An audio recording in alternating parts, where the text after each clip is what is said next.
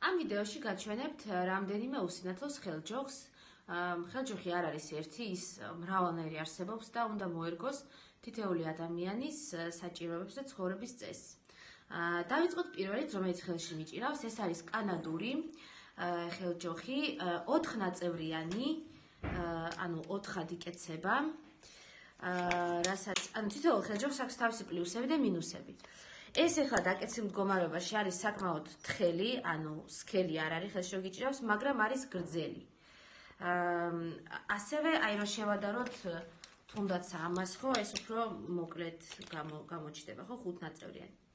სამაგიეროდ 4 ნაწევრიანის პლუსი არის, რომ შესაძაც გადავატარებთ ამ თოქს, რომ შევკრათ, რომ ის არ დაიშალოს, როცა დავდებთ. ჩვენ არ გვჭირდება, რომ ხელი შევახოთ ბურთულას, რომელიც დაბოლოებას, რომელიც რა თქმა უნდა, ყოველთვის არის ძალიან ჭუჭყიანი და ნუ არ არის მაინც და მაინც ჰიგიენური. ხო, ამ ხელჯოხს აქვს რეზინის სახელური, რომელიც არის თბილი, ანუ ზამთარში ზეთითები არ გეყინება და ნუ უფრო რაღაც რბილის შთაბეჭდილება სტოებს. ეხლა რაც შეეხება ბურთულას. დაბოლოებას, ან დაბოლოება ამას აქვს ბურთულისებრი და ბურთულა ამ ხელჯოხის ბურთულა ტრიალებს, თუმცა მხოლოდ მარჯვნივ და მარცხნივ. რაც ხელს უწყობს, ანუ იატაკზე, ზედაპირზე როცა მოძრაობს, უფრო ადვილად მოყვება რა ხელში. ანუ მისი თრევა არ გჭირდება, ესე ვთქვათ, თუმცა წინ როცა გინდა რომ წაიღო, ანუ გიწევს რომ უფრო დააწვე რაღაცნაირად და ძალისხმევას საჭიროებს.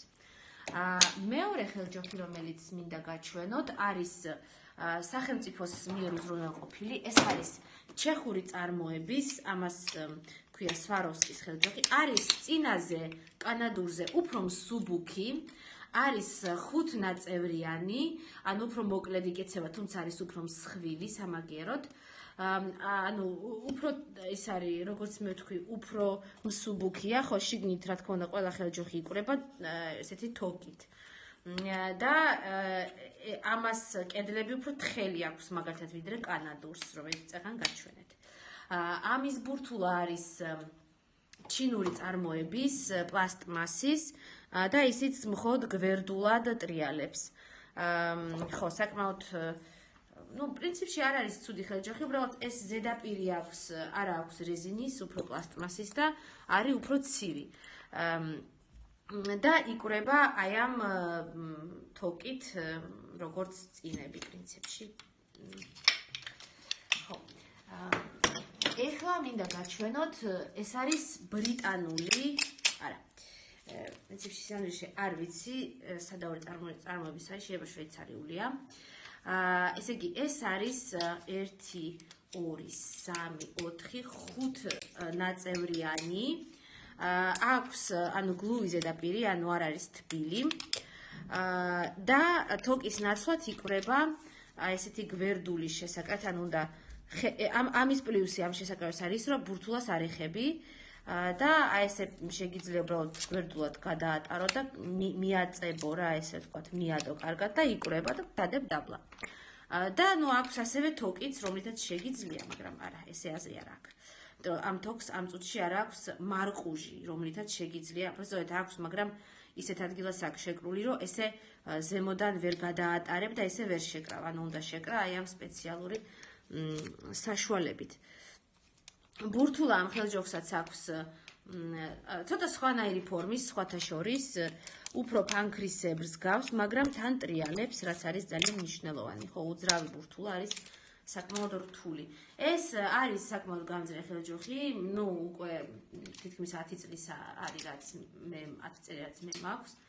ხო, და რაც არის საინტერესო, ანუ ეგრეთ წოდებული ტელესკოპი ხელჯოხი. ანუ ეხლა ხო ხედავთ, რომ არ არის ძალიან გრძელი, ანუ მკერდამდე ძლივს მწუდება.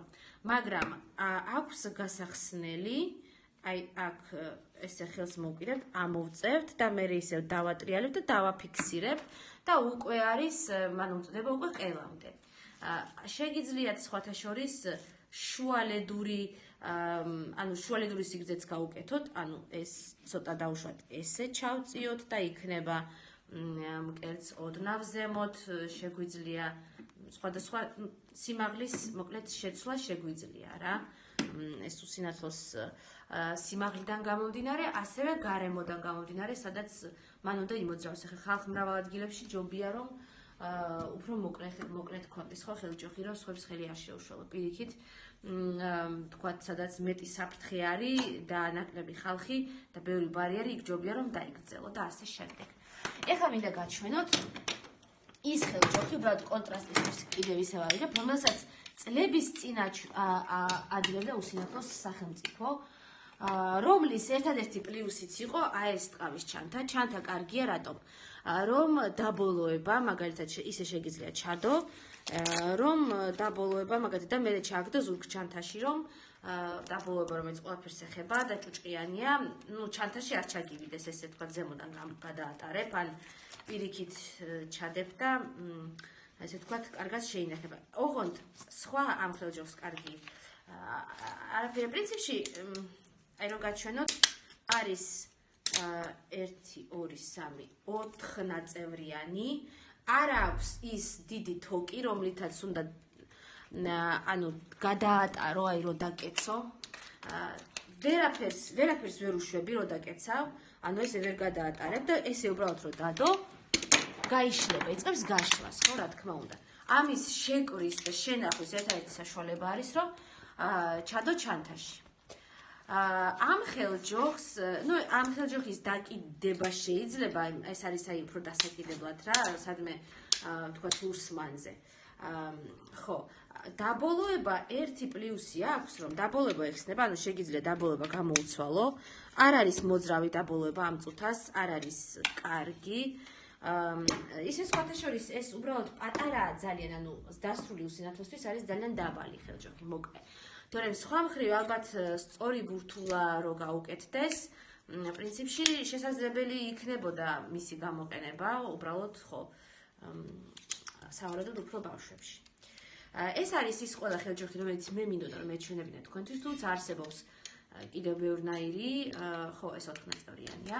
არსებობს კიდევ ბევრნაირი და ინტერნეტში შეგიძლიათ მოიძიოთ, ვისაც გჭირდებათ გაინტერესებთ და რაც უსინათლო უნდა დააკვირდეს, მას რა გამოადგება, სად დადის, იმიტომ რომ მაგალითად ვიღაცები ამბობენ, რომ ტყეში სასიარულოდ უფრო სხვა ხელჯოხი ჯობია. ქალაქში, ქვაფენილზე და ასფალტზე ცოტა სხვადასხვანაირი. საჭიროებისამებრ მინდორში, ბალახზე სხვანაირი და იმიტომ საჭიროებისამებრ უნდა მოვირგოთ და ვიცოდეთ, რომელი რა ცხოვრების წესთან დაკავშირებით, როგორ ცხოვრობთ, რა გვჭირდება და ასე შევარჩიოთ დამხმარე საშუალება.